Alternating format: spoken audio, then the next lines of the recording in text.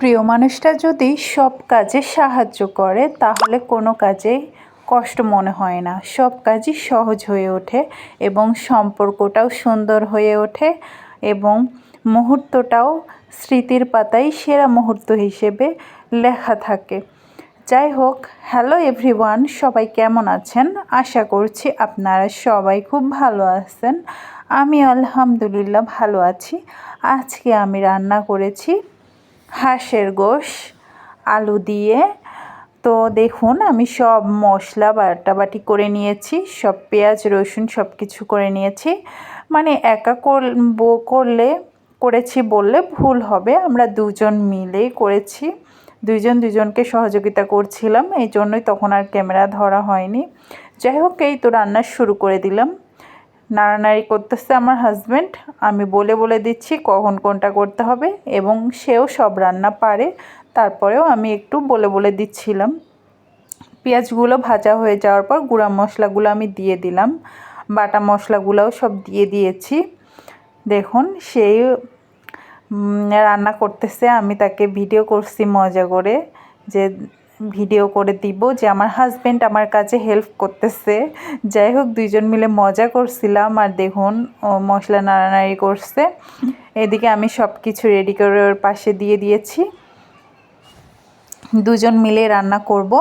আজকে হয়েছে সাদা পোলাও, আগে রান্না হয়ে গেছে, এবং বেগুনের চপ ভাজি করেছি, আর এখন চলছে হাঁসের গোশ রান্না। এই রান্নাটা হলেই কমপ্লিট হয়ে যাবে। দেখুন কত সুন্দর মশলাটা কষানো হয়েছে, তেল উপরে ভেসে উঠেছে। এই তো আমার গোশগুলো এবার আমি দিয়ে দিব। দেখুন, হাঁসের গোশ আমার খুব খাইতে ভালো লাগে, আমার হাজব্যান্ডেরও পছন্দ, এই জন্য আসলে নিয়ে আসা। দেখুন কালো কালো হয়ে গেছে, আসলে আমার বাসায় হচ্ছে গ্যাসের চুলা তখন ছিল না, পরে কেনা হয়েছে। আমি এখন পুরানোর জন্য মোমবাতি ব্যবহার করেছিলাম।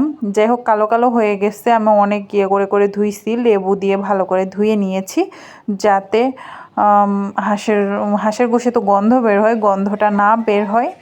যাই হোক, একটু কালো কালো লাগছিল, আপনারা আবার ভাবিয়েন না এগুলো লোম, এগুলো হচ্ছে পোড়ানোর কারণে এরকম দাগ হয়ে গেছে। দেখুন সে রান্না করতেছে, দেখাচ্ছে, দেখো আমি কত সুন্দর করে কষাচ্ছি। এই তো দেখুন, অনেক সুন্দর আস্তে আস্তে রান্না হতে শুরু করেছে। আমার হাজব্যান্ড নাড়াচাড়া করে দিচ্ছে, আমি পাশে আছি সারাক্ষণই দেখে দিচ্ছি। সে বলছে দরকার নেই, তুমি যাও, আমি রান্না করতেছি। এখন কি করা। এই যে দেখুন কতটা সুন্দর হয়েছে কষানোটা। এখন আমি পানি দিয়ে দিব, পরিমাণ মতো পানি দিয়ে দিব, অল্প অল্প করে পানি দিয়ে দিয়ে অনেকক্ষণ ধরে কষিয়েছি।